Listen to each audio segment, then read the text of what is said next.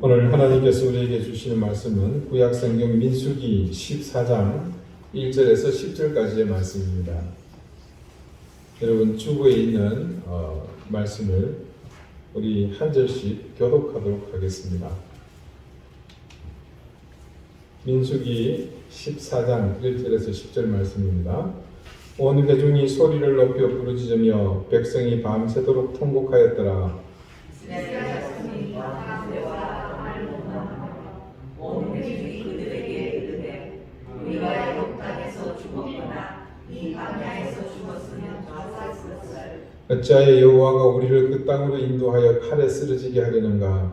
우리 처자가 사로잡히리니 애국으로 돌아가는 것이 낫지 아니하랴. 이에 서로 말하되 우리가 반드시 발을 세우고 애국으로 돌아가자 하면 모세와 아론이 이스라엘 자손의 온 회중 앞에서 엎드린지라. 그 땅을 청정한 자는 내 아들 여호수아와 예후다의 아들 갈렙이 자기의 옷을 지고 이스라엘 자손의 온 회중에게 말하여 이르되 우리가 두루다니며 정탐한 땅은 심히 아름다운 땅이라. 여호와께서 우리를 도와주시면 우리를 그 땅으로 인도하여 드시고 그 땅을 우리에게 주시리라. 이는 과연 적하고 윤이 흐르는 땅이라. 다만 여호와를 거역하지는 말라. 또 그 땅 백성을 두려워하지 말라. 그들은 우리의 먹이라. 그들의 보호자는 그들에게서 떠났고 여호와는 우리와 함께 하시느니라. 그들을 두려워하지 말라 하나. 온 회중이 그들을 돌로 치려 하는데 그때 여호와의 영광이 회막에서 이스라엘 모든 자손에게 나타나시니라. 아멘. 하나님께서 이 말씀으로 우리에게 은혜 주시기를 원합니다. 모세의 인도로 애국을 탈출해서 가나안으로 가는 이스라엘 백성들이 고분고분 하나님의 말씀에 순종해서 그렇게 편안히 가지 않았다라는 것을 여러분은 잘 아십니다. 그들의 불편과 불순종으로 수많은 일들이 일어났습니다. 그때마다 하나님은 그들의 원망과 불평을 들으셨고 가벼운 것은 용서하시기도 하셨지만 사안이 심각한 것은 심각하게 응답하신 적도 있습니다. 광야에서 이스라엘 백성의 불평과 불순종이 최고조에 달했던 사건을 꼽자면 아마 단연코 오늘 우리가 읽었던 이 본문과 관련된 사건일 겁니다. 바란 광야 가데스 바네아에 이르러서 하나님은 모세에게 명을 내리셨습니다. 각 지파에서 한 사람씩 12명의 정탐꾼을 뽑아 네게브 산을 넘어 들어갈 앞으로 차지하게 될 가나안 땅을 정탐하고 오라고 했죠. 그 정탐꾼 중에는 주목할 만한 인물이 있었습니다. 바로 에브라임 지파의 여호수아와 유다 지파의 갈렙입니다. 오늘 읽은 본문에 앞선 민수기 13장은 25절 이하에 그때 정탐을 하고 들어온 정탐꾼들의 보고 내용이 기록되어 있습니다. 바로 우리가 읽은 본문 앞절 25절에서 33절까지의 내용인데요. 40일 동안 땅을 정탐하기를 마치고 돌아와 바란 광야 가데스에 이르러 모세와 아론과 이스라엘 자손의 온 회중에게 나와 그들에게 보고하고 그 땅의 과일을 보이고 모세에게 말하여 이르되 당신이 우리를 보낸 땅에 간즉 과연 그 땅의 젖과 꿀이 흐르는데 이것은 그 땅의 과일이니이다. 그러나 그 땅 거주민은 강하고 성읍은 견고하고 심이 클 뿐 아니라 거기서 아낙 자손을 보았으며 아말렉인은 남방 땅에 거주하고 헤딘과 여부스인과 아모리인은 산지에 거주하고 가나안인은 해변과 요단가에 거주하더이다. 갈렙이 모세 앞에서 백성을 조용하게 하고 이르되 우리가 곧 올라가서 그 땅을 취하자 능히 이기리라 하나. 그와 함께 올라갔던 사람들은 이르되 우리는 능히 올라가서 그 백성을 치지 못하리라. 그들은 우리보다 강하니라 하고 이스라엘 자손 앞에서 그 정탐한 땅을 악평하여 이르되 우리가 두루다니며 정탐한 땅은 그 거주민을 삼키는 땅이요 거기서 본 모든 백성은 신장이 장대한 자들이며 거기서 네피림 후손인 아낙 자손의 거인들을 보았나니 우리는 스스로 보기에도 메뚜기 같으니 그들이 보기에도 그와 같았을 것입니다. 여러분은 이 보고하는 내용을 들으니 어떤 생각이 드십니까? 정탐꾼들이 완전히 기가 죽어서 주눅대로 돌아왔다는 사실을 짐작할 수 있습니다. 그들의 보고 내용은 참담했습니다. 그래서 이스라엘 백성들은 그 소리를 듣고 1절에서 증거하는 것처럼 소리 높여서 부르짖고 밤새 통곡했다. 말씀은 그렇게 증거합니다. 그런데 동일한 정탐꾼의 신분으로 같은 곳을 돌아보고 온 여호수아와 갈렙의 보고는 다릅니다. 6절 이하에서 증가하는 말씀을 같이 봅니다. 그 땅을 정탐한 자 중 눈의 아들 여호수아와 여분의 아들 갈렙이 자기들의 옷을 찢고 이스라엘 자손의 온 회중에게 말하 이르되 우리가 두루다니며 정탐한 땅은 심히 아름다운 땅이라. 여호와께서 우리를 기뻐하시면 우리를 그 땅으로 인도하여 들이시고 그 땅을 우리에게 주시리라. 이는 과연 젖과 꿀이 흐르는 땅이니라. 다만 여호와를 거역하지는 말라. 또 그 땅 백성을 두려워하지 말라. 그들은 우리의 먹이라. 그들의 보호자는 그들에게서 떠났고 여호와는 우리와 함께 하시느니라. 그들을 두려워하지 말라 하나. 자, 이전 10명의 보고와는 완전히 다릅니다. 무엇이 이렇게 다른 보고를 하게 한 것일까요? 그것은 진실과 사실의 차이와 같습니다. 예를 들자면요, 이렇습니다. 어떤 사람이 다른 사람을 폭행을 합니다. 외형적으로 보기에는 단순한 폭행 사건입니다. 그래서 A라는 신문은 어떤 사람이 다른 사람을 폭행했다는 사실을 기사에 실었습니다. 잘못된 보도가 아니죠. 사실 그대로 적었습니다. 하지만 B 신문은 그 사건을 다르게 보도했습니다. 자기 부모에 대한 심한 모욕을 들은 한 사람이 자기 부모를 모욕한 사람을 폭행했다는 내용의 기사를 실었습니다. A 신문의 단순 폭행 기사와 다른 원한에 의한 것입니다.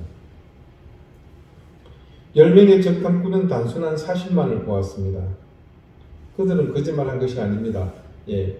한 사람이 또 다른 사람을 폭행했습니다. 그대로 말한 겁니다. 사실이죠. 그 땅의 풍요로움을 본 눈은 동일했습니다. 그런데 기골이장대한 안악 자손을 본 그들은 그 우람한 최후에 위축되어서 그 사실을 보고했지만 더 이상 진실을 보지는 못했습니다.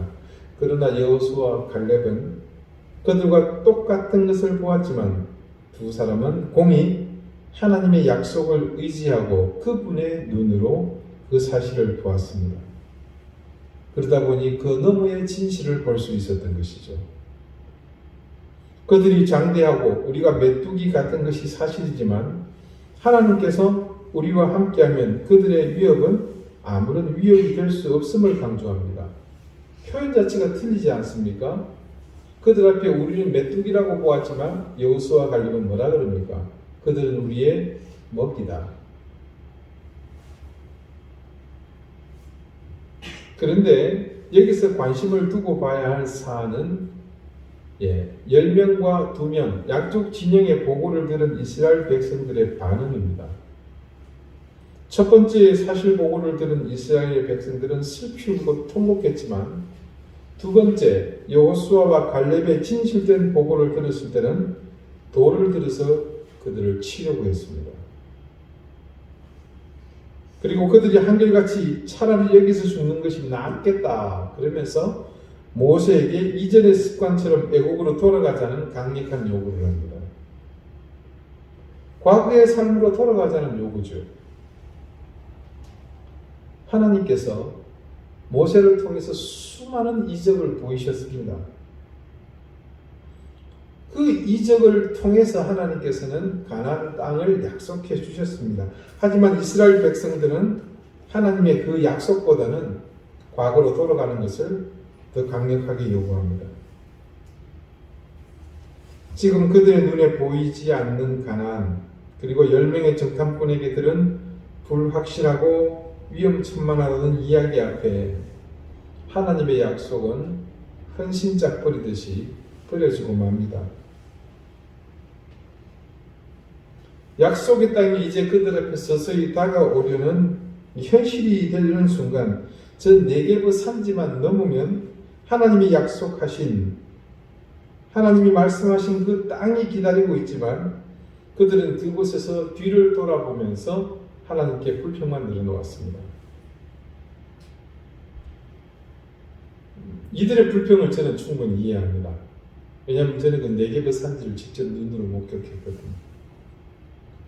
어쩌면 그것은 그들을 시험하기 좋은 그런 환경이 아닐까 싶습니다. 실제로 그곳만 극복하고 넘어가면 바로 가나안인데, 자, 결국 그들은 그 산지를 넘어서 가나안에 들어가지 못하게 되죠. 그래서 하나님은 그들의 불평에 걸맞는 재앙을 선포하셨습니다. 오늘 2절 말씀을 같이 보겠습니다. 이스라엘 자손이 다 모세와 아론을 원망하며 온 회중이 그들에게 이르되 우리가 애굽 땅에서 죽었거나 이 광야에서 죽었으면 좋았을 것을. 무슨 얘기입니까? 차라리 죽는 게 낫겠다는 거죠. 하나님은 그들의 불평과 원망을 그대로 이루어 주셨습니다. 14장 28절에서 33절의 말씀이 이렇게 증거하거든요. 그들에게 이르기를 여호와의 말씀에 내 삶을 두고 맹세하노라. 너희 말이 내 귀에 들린 대로 내가 너희에게 행하리니, 기도 응답이 된 거죠. 너희 시체가 이 광야에 엎드러질 것이다. 너희 중에서 20세 이상으로 괴수된 자 곧 나를 원망한 자 전부가 60355명, 네, 550, 60만 3,550명입니다. 이 사람들이 전부 어떻게 된다는 겁니까? 예, 광야에 엎드려 시체가 된다는 거죠. 예분네의 아들 갈렙과 눈의 아들 여호수아 외에는 곧 나를 원망한 자 전부가 내가 맹세하여 너희에게 살게 하리라 한 땅에 결단코 들어가지 못하리라. 너희가 사로잡히겠다고 말하던 너희의 유아들은 내가 인도하여 드리리니 그들은 너희가 싫어하는 땅을 보려니와 너희의 시체는 이 광야에 엎드러질 것이요. 불평했던 그들은 하나님이 말씀하신 그대로 모두가 죽고 맙니다. 가나안에 못 들어갑니다. 그리고 그들에게 하나님이 또 다른 보너스를 주셨습니다. 이어서 나오는 33절과 34절이 이렇게 증거합니다. 너희의 자녀들은 너희 반역한 죄를 지고 너희의 시체가 광야에서 소멸되기까지 40년을 광야에서 방황하는 자가 되리라. 자, 이제 이 네게브 산지만 넘으면 바로 가나안 땅에 들어가는 그 목전까지 오는 데는 얼마 걸리지 않았습니다. 1년도 채 걸리지 않았어요. 그런데 바로 코앞에 있는 그곳을 두고서 40년을 이제 돌아가야 됩니다. 그 땅을 정탐한 날 수인 40일에 하루를 1년으로 쳐서 그 40년간 너희의 죄악을 담당할지니 너희는 그제서야 내가 싫어하면 어떻게 되는지를 알리라 하셨다 하라. 정탐꾼이 왕복해서 소요됐던 40일, 그러니까 편도 20일의 길을 40년이 걸려서 들어가게 된 것이죠. 광야 40년의 혹독한 방랑의 삶은 그래서 시작되었습니다. 가데스 바네아에서의 사건이 있은 지 얼마의 세월이 흐른 뒤 민수기 32장은 또 다른 하나의 상징적인 사건을 증언합니다. 르우벤과 갓 자손이 요단 동편에 이스라엘이 정복한 땅에 정착하고자 하여 모세에게 요단강을 건너지 않겠다고 요청한 사건입니다. 32장 4절이 이렇게 증거합니다. 곧 여호와께서 이스라엘 회중 앞에서 쳐서 멸하신 땅은 목축할 만한 장소요 당신의 종들에게는 가축이 있나이다. 또 이르되 우리가 만일 당신에게 은혜를 입었으면 이 땅을 당신의 종들에게 그들의 소유로 주시고 우리에게 요단강을 건너지 않게 하소서. 그들의 요청을 들은 모세는 다음과 같이 르우벤과 갓 자손을 부르셨습니다. 너희 형제들은 싸우러 가거늘 너희는 여기 앉아 있고자 하느냐? 너희가 어찌하여 이스라엘 자손에게 낙심하게 하여서 여호와께서 그들에게 주신 땅으로 건너갈 수 없게 하려느냐? 그리고 모세는 이전에 이스라엘 자손이 하나님의 진노로 산 이야기를 다시 되새깁니다. 너희 조상들도 내가 가데스 바네아에서 그 땅을 보라고 보냈을 때 그리하였나니 그들이 에스골 골짜기에 올라가서 그 땅을 보고 이스라엘 자손을 낙심하게 하여서 여호와께서 그들에게 주신 땅으로 갈 수 없게 하였었느니라. 자, 요단 동편, 지금 요르단 지역이겠죠. 거기서 이제 요단강을 건너서 가나안으로 진군하면 이스라엘 땅입니다. 그런데 르우벤과 갓 자손이 안 가겠다는 거예요. 왜요? 여기 보니까 땅도 좋고 풀도 많고 너무 좋은 거예요. 가나안에 들어가 전쟁하기 싫은 겁니다. 그래서 모자고 있지 않습니까? 너희 형제들은 다 싸우려고 나가는데 왜 여기 있으려냐? 이전에 너희 조상들이 그렇게 불순종하다가 크게 gem을 친 적이 있다. 그들이 왜 죽고 다 가나안에 못 들어간지가 아니냐? 바로 이 때문이다. 자, 이스라엘 백성에게 있어서 이 두 가지 사건이 가지는 공통점이 있습니다. 이들은 끊임없이 하나님의 약속을 포기하고 주저앉으려고 했습니다.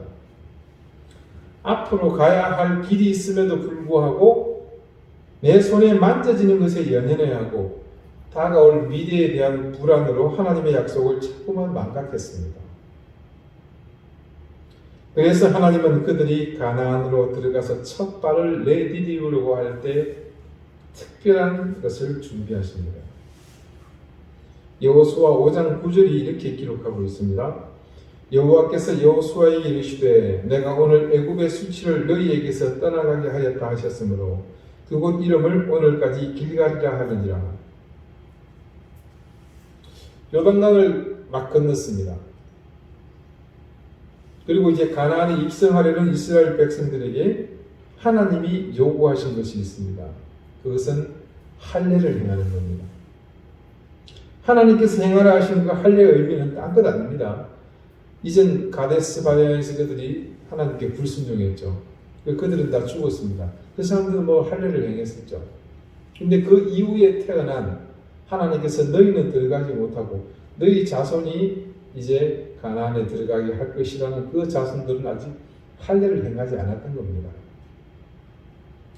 하지만 더 중요한 것은요, 이전 이들의 조상이 범했던 그 불순종, 과거의 흔적들을 모두 벗어버리는 그런 상징적인 의식이 이 길갈에서 행해진 할례였습니다. 과거 그들이 가지고 있던 습관을 그대로 가지고서 가나안에 들어갈 수는 없었습니다. 그래서 할례를 통해 하나님의 백성이라는 증표를 갖게 했고 이제 과거의 모든 것은 벗어버리고 특히 애굽에서의 모든 삶의 습관과 문화, 모든 흔적을 벗어버린 후 약속의 땅 가나안에 입성한 후에 새로운 삶을 살도록 다짐하게 하신 겁니다. 하나님께서는 그곳의 이름을 그래서 길갈이라고 부르셨습니다. 길갈의 의미는 굴러간다는 말입니다. 뭔가를 굴려버렸다? 그런 의미를 담아서 길갈에 이름한 것인데 말씀에서는 그 의미를 추측할 수 있는 게 뭡니까? 애굽의 수치라고 하죠. 여기서 말하는 수치라는 것은 그 의미를 조금 깊이 볼 필요가 있습니다. 애굽에서의 수치다. 문자적으로 보자면 그것은 애굽에서 종살이했던 그 시절을 얘기하는 것일 수 있습니다만 그것만을 의미하지는 않습니다. 성경 말씀 어디를 찾아봐도 그들이 종으로 살던 그 신분에 대해서 그것을 수치라고 말하는 곳은 없습니다. 그럼 과연 무엇이 이 애굽의 수치라는 말인가? 그것은 다름 아닌 애굽의 삶으로 돌아가려 했던 그들의 의지, 애굽 사람처럼 다시 살고 싶다고 했던 그들의 그 태도를 수치라고 본 것입니다. 애굽 사람으로 돌아가려는 것, 성경은 수치라고 말하고 있는 그것은 오늘날 우리가 벗어버리지 못하고 있는 모든 삶의 모습에 대한 통칭입니다. 우리가 하나님의 자녀를 거듭났지만 여전히 벗어버리지 못하는 우리의 옛 습관, 육체의 모습이 바로 여기서 말하는 길갈해야 할 수치인 것입니다. 굴려버려야 할 수치입니다. 하나님께서 우리에게 가장 관심을 두고 계신 곳은 바로 우리가 살아가는 삶의 자리입니다. 여기서 말하는 삶의 자리는 장소적 개념이 아니라 하나님의 백성답게 사는 것을 말합니다. 애굽처럼 애굽 사람처럼 살려고 할 때 그렇게 살려고 했던 이스라엘의 백성처럼 하나님의 법이 아닌 과거의 영화, 세상의 방법, 세상의 논리로 살아가려는 마음이 아니라 가나안을 향해서 믿음의 걸음을 걷는 삶을 하나님은 중요하게 생각하십니다. 우선 내 힘으로 할 수 있는 것들, 나의 인간관계를 통해서 손쉽게 얻을 수 있는 것들을 중시하면서 그것을 따라 사는 습관들은 하나님의 자녀로서의 삶이 아닙니다. 그런 삶을 바로 성경은 오늘 애굽의 수치, 우리의 수치라고 말하지 않습니까? 이런 과거의 습관들에서 우리가 자유롭지 못하면 우리는 결코 애굽의 수치에서 벗어날 수 없습니다. 돈과 권력의 논리, 힘의 논리, 세상을 움직이는 눈에 보이는 가치와 힘을 따라 끌려다니는 우리 세대의 그런 수치는 그는 모두가 굴려버려야 할 것들입니다. 신앙은 끊임없는 본능과의 싸움입니다. 시시때때로 밀려오는 욕망과의 힘겨루기 하는 것이 우리의 믿음 생활이지 않습니까? 우리에게 약속의 가나안은 그래서 그저 주어지는 것이 아닙니다. 우리는 매일 매 순간 우리의 본능과 우리의 욕망을 넘어서는 굳건한 의지로 싸우고 버티고 인내하고 견뎌내야 하는 것입니다. 그것은 여러분 결코 나 혼자의 힘으로 하는 것이 아닙니다. 여호수아와 갈렙이 오늘 고백한 것처럼 여호와께서 우리와 함께 하시면 나를 넘어뜨리려는 그 욕망과 본능을 넘어설 수 있고 마침내 우리는 가나안을 차지하게 되는 것입니다. 여러분은 쿠리 료헤이라는 사람이 쓴 우동 한 그릇이라는 소설을 읽어보신 적이 있으십니까? 그 내용이 이렇게 전개가 됩니다. 12월 31일 오늘과 같은 날입니다. 북해점이라는 작은 우동집이 있습니다. 우동집 주인이 밤이 깊어 문을 닫으려고 할 때 아주 남루한 차림새에 새 모자가 들어왔습니다. 어서 오세요라고 안주인이 인사를 하자 그 초라한 행색의 여인은 조심스럽게 저기 우동을 1인분만 시켜도 될까요? 그녀의 등 뒤에는 12살 때 보이는 소년과 동생인 듯한 소년이 걱정스러운 표정으로 몸을 숨기고 서 있습니다. 물론이죠. 이리 오세요.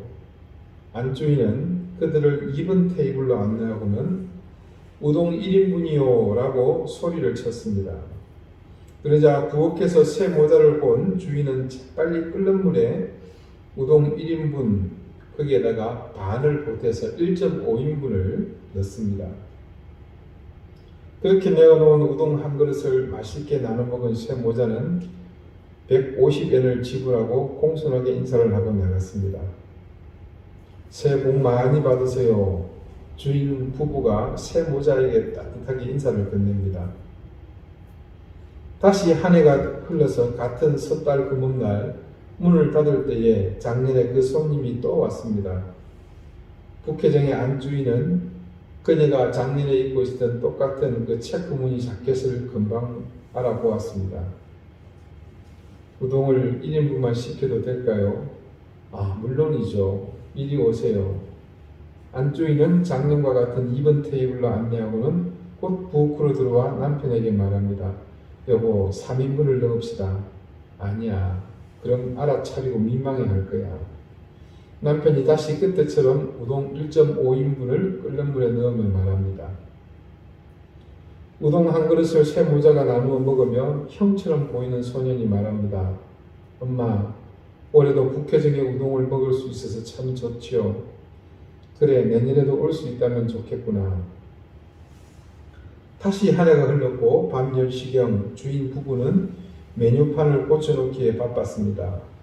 이유인즉 올해 그들은 우동 한 그릇 값을 150엔에서 200엔으로 올렸으나 그 모자를 위해 다시 150엔으로 바꾸어 놓은 것입니다. 주인장은 9시 반부터 예약석이라는 종이 편말을 2번 테이블 위에 올려놓았고 안주인은 그 이유를 잘 알고 있었습니다. 10시 30분경 작년과 똑같이 주인 부부의 예상처럼 새 모자가 들어왔습니다. 두 아이는 몰라보게 커서 큰 아이는 중학교 교복을 입고 있었고 동생은 작년에 형이 입고 있던 점퍼를 입고 있었습니다. 어머니는 여전히 체크무늬 같은 재킷을 입고 있었습니다. 우동을 2인분만 시켜도 될까요? 물론이죠. 자, 이리로 오세요. 안주인은 예약석이라는 종이 편말을 치우고 2번 탁자로 안내했습니다. 우동 2인분이요. 주인이 부엌에다 외치자 주인은 재빨리 3인분을 끓는 물에 집어넣었습니다. 그리고 부부는 주방에서 올해의 마지막 손님인 이 새 모자가 나누는 이야기를 들을 수 있었습니다. 얘들아, 너희들이 정말로 고맙구나. 네 아버지가 사고로 돌아가신 이후 졌던 빚을 이제 다 갚았단다. 큰 애는 신문 배달을 해서 도와주었고 작은 애는 살림을 도맡아 해주어서 엄마가 열심히 일을 할 수 있었단다. 엄마 너무 다행이에요. 그리고 저도 엄마에게 드릴 말씀이 있어요. 동생이 지난주 쓴 글이 상을 받았어요. 제목은 우동 한 그릇이에요. 우리 가족에 대해서 썼어요. 12월 31일에 우리 식구가 모두 함께 먹는 우동이 세상에서 제일 맛있는 음식이고 그리고 주인 아저씨랑 아주머니가 새해 복 많이 받으세요 라고 하는 소리는 꼭 힘내세요. 잘할 수 있을 거예요 라고 들렸다고요. 그래서 자기도 그렇게 손님에게 힘을 주는 음식점 주인이 되고 싶다고요. 주방에서 주인 부부는 눈물을 훔치고 있었습니다. 다음 해에도 북회정 2번 탁자 위에는 예약석이라는 편말이 서 있었습니다. 그러나 그 해부터 새 모자는 오지 않았고 다음 해에도 그리고 그 다음 해에도 오지 않았습니다. 그동안 북회정은 나날이 번창해서 내부 수리를 하면서 테이블도 모두 바꾸었지만 주인장은 2번 탁자만은 그대로 두었습니다. 새 테이블 사이에 있는 낡은 탁자는 곧 손님들의 눈길을 끌었고 주인은 그 탁자의 역사를 설명하며 언젠가 그 새 모자가 오면 같은 탁자에서 식사를 할 수 있게 해주고 싶다고 했습니다. 그 뒤로 곧 2번 탁자는 행운의 탁자로 불리워졌고 젊은 연인들은 일부러 멀리서 쳐다와서 그 식탁에서 식사를 하곤 했습니다. 10수년이 흐른 어느 섣달 금은 밤에 인근 주변의 상인들이 북회정에서 망신을 하고 있었습니다. 2번 탁자는 그대로 빈 채였습니다. 10시 30분경 문이 열리고 정장을 한 청년 2명이 들어왔습니다. 주인장이 죄송합니다만 이라고 말하려는데 젊은이들 뒤에 나이든 아주머니가 깊숙이 허리 굽혀 인사하며 말합니다. 우동 3인분을 시킬 수 있을까요? 주인장은 순간 숨을 멈추었습니다. 오래전 남루한 차림의 새 모자의 얼굴이 그들 위로 겹쳤습니다. 청년 하나가 앞으로 나서며 말합니다. 14년 전 저희는 우동 1인분을 시켜 먹기 위해 여기 왔었죠. 1년의 마지막 날 먹는 맛있는 우동 한 그릇은 우리 가족의 큰 희망과 행복이었습니다. 그 이후 외갓집 동네로 이사를 가서 한동안 못 왔습니다. 지난해 저는 의사 시험에 합격했고 동생은 은행에서 일하고 있지요. 올해 저희 세 식구는 저희 일생에 가장 사치스러운 일을 하기로 했습니다. 그것은 북회정에서 우동 3인분을 시키는 일 말입니다. 주인장과 안주인이 눈물을 닦자 주변의 사람들이 말합니다. 뭘 하고 있나 이 사람아. 저 탁자는 이분들을 위해서 예약되어 있는 거잖아. 안주인이 이리 오세요. 우동 3인분이요 하고 주방을 향해서 소리치자 주인장은 우동 3인분이요 라고 대답하며 주방으로 들어갔습니다. 세상의 논리라면 문 닫는 시간에 들어와서 3명이 겨우 한 그릇을 시키는 가난한 새 모자는 반가운 손님이 아니며 구박받을 만한 그런 사람들입니다. 어머니는 죽도록 일을 해도 빚을 다 갚지 못했을 것이고 아들들은 의사, 은행원이 되기 전에 비행 청소년이 되어 그 인생은 막장으로 가버리고 말았을지도 모릅니다. 그러나 우동집 주인 부부는 그런 세상의 논리가 아니라 따뜻한 사랑의 마음으로 그들을 보았고 힘든 삶의 무게를 지고서 아버지 없이 힘겹게 사는 그들에게 자신이 할 수 있는 최선의 친절을 베풀므로 새 모자에게 희망이라는 미래를 선물했습니다. 올바른 믿음, 정직한 신앙을 가지는 사람, 그런 사람의 신앙의 본분은 세상의 논리와 힘에 위축되어도 뒤돌아보지 않고 하나님의 약속을 말없이 믿고 따라가는 것입니다. 믿음은 우리가 구체적으로 볼 수 있는 것이 아닙니다. 볼 수 있다면 얼마나 좋겠습니까? 그렇지만 우리는 눈으로 보지 않았지만 분명한 믿음을 가지고 있습니다. 여기 있는 여러분 중에서 무엇인가 눈으로 보았기 때문에 믿음을 가지신 분은 아마 없을 겁니다. 누구나 예외 없이 우리에게서의 믿음은 보이지 않는 미래를 향해 나가는 것입니다. 하나님의 약속을 믿고 의지하며 가나안으로 가는 것이 저와 여러분 믿음의 본질이며 그것이 신앙입니다. 오늘은 2021년 마지막 날입니다. 우리는 지금 2021년 어떤 형태가 되었건 마지막으로 드리는 예배를 하나님 앞에 드리고 있습니다. 사랑하는 여러분, 뒤돌아보지 마시기 바랍니다. 우리에게는 하나님이 약속하신 땅, 믿음의 땅이 바로 가나안이 우리 앞에 있습니다. 올해의 삶을 돌아보고 후회하며 한숨 짓기보다 우리는 새로운 해, 우리에게 더 가까이 다가오는 가나안을 향해 주저함 없이 나가는 그런 한 해가 되기를 바랍니다. 안악자손같이 거대한 위협이 내년에도 우리에게 그들처럼 버티고 서서 여러분을 좌절케 할 수도 있습니다. 그러나 여호수아와 갈렙 같은 믿음만 있다면 우리도 그들과 같이 약속의 땅에 들어갈 수 있을 것입니다. 길갈에서 할례를 행하고 하나님의 백성으로 새로운 각오와 다짐을 했던 그들처럼 여러분도 이 시간 새로운 각오와 결단으로 가나안을 향한 굳건한 의지를 다질 수 있기를 바랍니다. 코로나로 인해서 우리는 힘든 시기를 보내고 있습니다. 그 덕분에 교회가 많이 위축되었습니다. 그런 것들이 우리를 가나안으로 나가지 못하게 하고 있습니다. 애굽의 시간들, 가데스 바네아에서 그들이 행했던 것, 요단 동편에서 이스라엘 자손이 행했던 것들, 그런 생각들은 우리를 눌러앉게 하지만 우리는 갈 수 있습니다. 하나님은 우리가 가야 할 그곳, 우리가 나가야 할 그곳에서 우리를 기다리고 계십니다. 새로운 한 해는 이런 위축된 상황에서 움츠렸던 우리의 모든 것을 활짝 펴고 하나님이 서 계신 그곳으로 함께 손잡고 나가는 그런 해가 되었으면 좋겠습니다. 기도드리시겠습니다.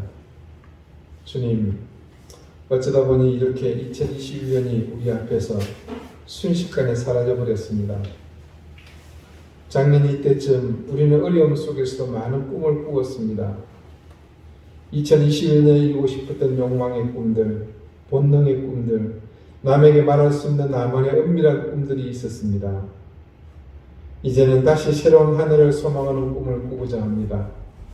하지만 이제 저희는 과거의 꿈들이 아닌 하나님께서 우리에게 주신 약속의 꿈을 가지고자 합니다. 이제 다시는 애굽의 수치를 바라는 꿈을 꾸지 않게 해 주십시오. 하나님이 이끄시는 힘을 믿고 의지하는 참된 믿음을 가지고 약속의 땅을 향해 가는 그런 꿈을 꾸게 해 주십시오. 우리를 이곳에 눌러앉게 만들며 우리를 다시 과거로 돌이키게 하는 수많은 위협들이 여전히 산재해 있습니다. 새해에는 더 크고 강력한 것들이 우리를 그렇게 하려 할 것입니다. 그러나 하나님, 새해에는 더 우리 앞에 펼쳐질 가나안을 기대하고 오늘 길갈에서의 다짐을 새롭게 하는 우리가 되게 해 주십시오. 그래서 그곳에서 우리를 기다리시는 하나님의 품에 안기는 그런 한 해가 되도록 우리를 인도해 주십시오. 우리의 평생을 함께 하시는 예수 그리스도의 이름으로 기도드리옵나이다. 아멘.